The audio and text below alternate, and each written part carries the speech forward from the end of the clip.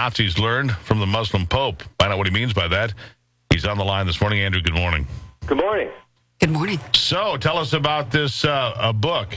Well, just very briefly, it's a monograph that was based upon a speech that the ex-Mufti of Jerusalem, actually a proclamation, the ex-Mufti of Jerusalem issued in 1937. He is the godfather of the Palestinian Arab Muslim movement. And this proclamation had never been fully translated and analyzed for its content. But basically what it was a call to the global Muslim Ummah, the Muslim community, to wage a jihad to destroy Palestinian Jewry at the time when it was pretty clear that there was this movement towards a state.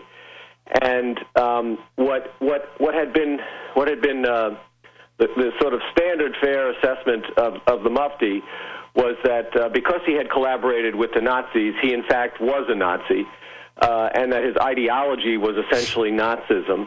There you go. And then that became modified a little bit that, well, he really wasn't a Nazi, but he was somehow spatchcocking together this Nazified form of Islam.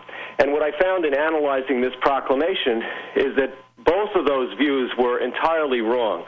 This was a 3,250-word document that was pure Islam from beginning to end. In other words, he was using the canonical text, the Quran itself, the Hadith, which are the traditions of Muhammad, and the early biographies of Muhammad, the pious Muslim biographies of Muhammad, to put together the jihadist and anti-Semitic elements that would rationalize his annihilationist goals. And to me, it was sort of symptomatic of the way his work had been viewed previously, that it couldn't possibly be an indigenous ideology, is symptomatic of the larger problem that we're facing in terms of political correctness about what animates the current wave of jihadism.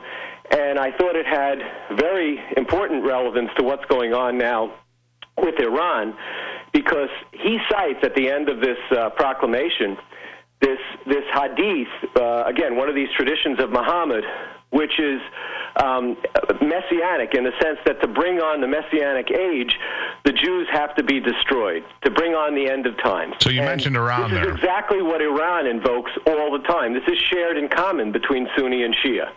So when you mention Iran, obviously big headlines here as the Obama administration has entered into some sort of a deal here. But the critics are loud on all sides, Democrats, Republicans, the Israelis, Saudi Arabia, and Kuwait.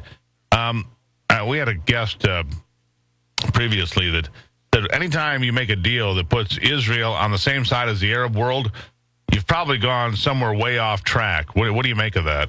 Well, yesterday I noticed that there was this rather unusual consensus amongst parties that rarely agree on anything, and the consensus was between Prime Minister Netanyahu of Israel, Iran's President Rouhani, the Russian Foreign Minister Lavrov, and his Iranian counterpart Mohammad Zarif. And what did they all agree upon? That Iran's nuclear enrichment program will continue apace. And so you could almost stop right there and understand what a sham agreement this is. When you get into the technical details. Yeah, there is no deal. It didn't slow anything down. 19,000 centrifuges still run. Absolutely. Iran gets more money. Absolutely. So the march continues toward nuclear weapons. Well, and even this idea that there's a ceiling on the uranium enrichment now to 5%. It's exactly this. All they have to do is recycle the centrifuging process, and they can get it up to weapons grade. In other words, there's no actual dismantling of any of the infrastructure, including the plutonium reactor at Iraq. And then what was not even mentioned in any of the discussions that they were having was that Iran has this facility in Parchin where they try and figure out how to make explosive devices out of these materials. They haven't even agreed to allow inspectors into that facility. Let me ask you this before we run out of time. Do you foresee Israel stepping in and taking out some of these facilities because they have no other choice? But what's happened is, I will admit, I hope that something like that takes place. But because of the false patina of respectability that these negotiations have been given, Israel, already a pariah state, has been made more of a pariah state. This makes it extremely difficult for Israel. It has to overcome all these international pressures that have now been ratcheted up on it instead of the rogue regime of Iran to go ahead and break this idiotic consensus and actually engage in a preemptive strike. Andrew, we appreciate your time. I'll give you 15 seconds for the last word.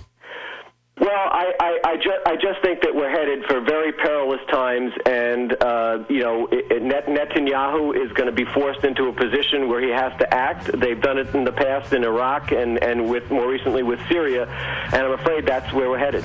All right, Andrew, I appreciate your time. I'd like to have you back sometime in the future to talk more about it and see how this unfolds. Andrew Bostom, everybody. Thanks very much. Here's the Steve Gruber.